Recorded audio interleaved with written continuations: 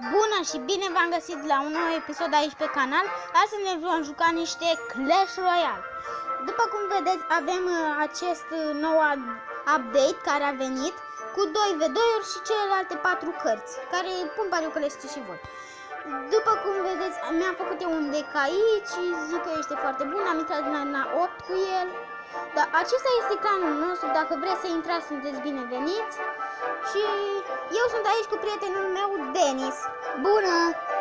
Și astăzi ne vom juca niște 2v2. Și hai să începem. Hai că ți-am dat. Perfect.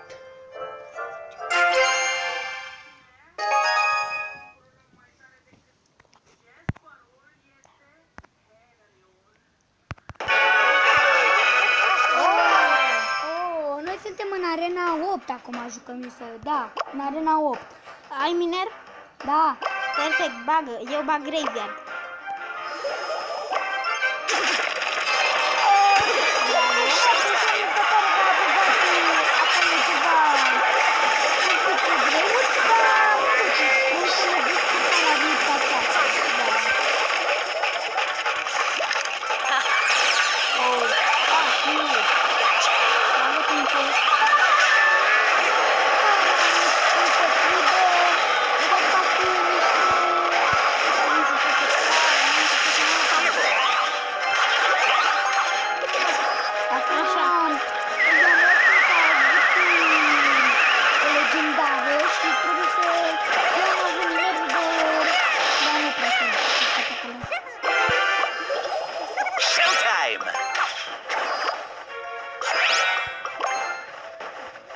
N-ai balonul.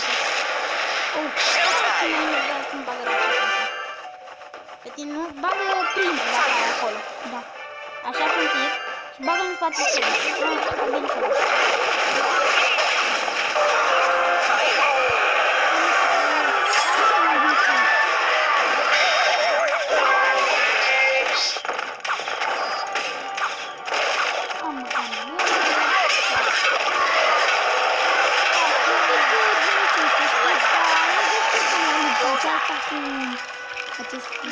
Eu zic că o să pierdem.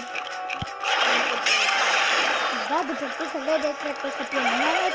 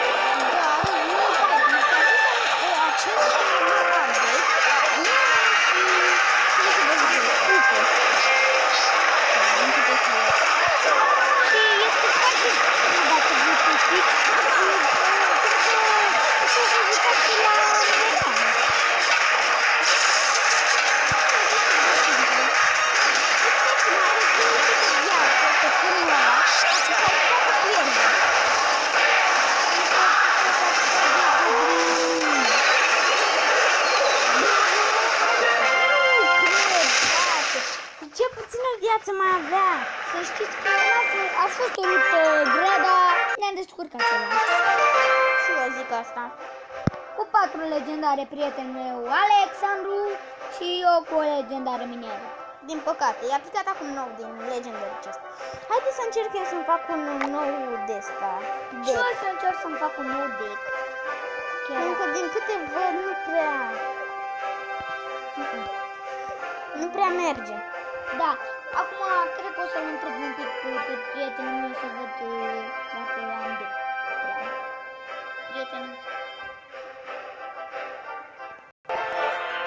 Și am revenit, am dat noi un pic pe filmare ca să ne facem decurile, vedeți că este schimbat.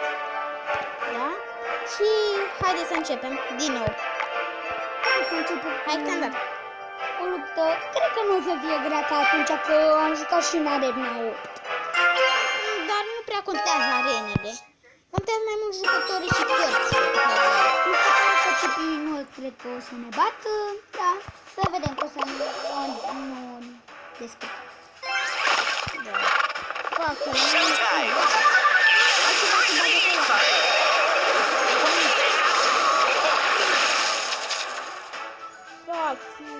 Fac eu nu.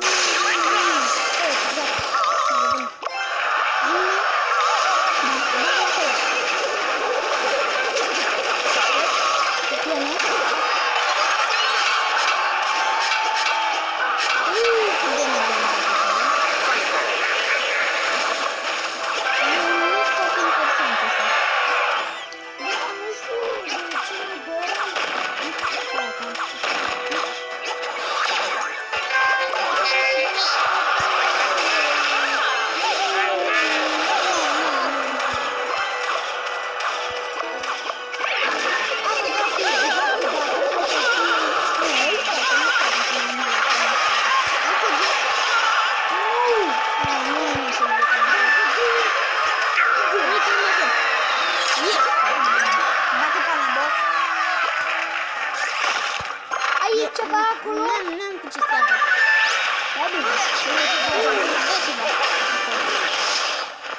Ai ceva pentru dragon? Da, am.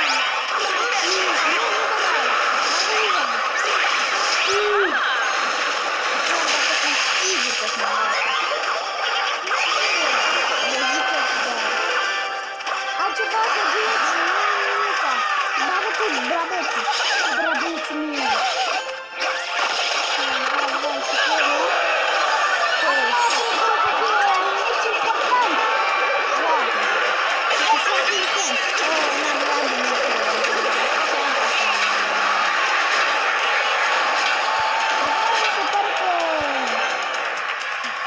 Este și important să bagi bine cu mâna, dar nu zic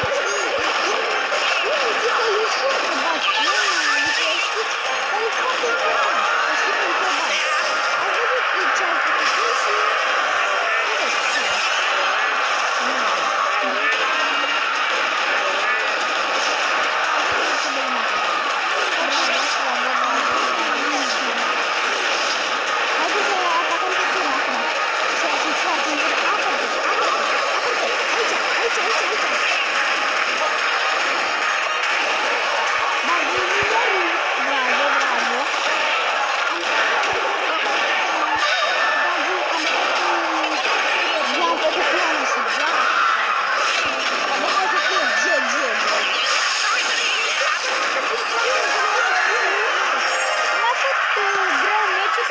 și am câștigat cu 3-2.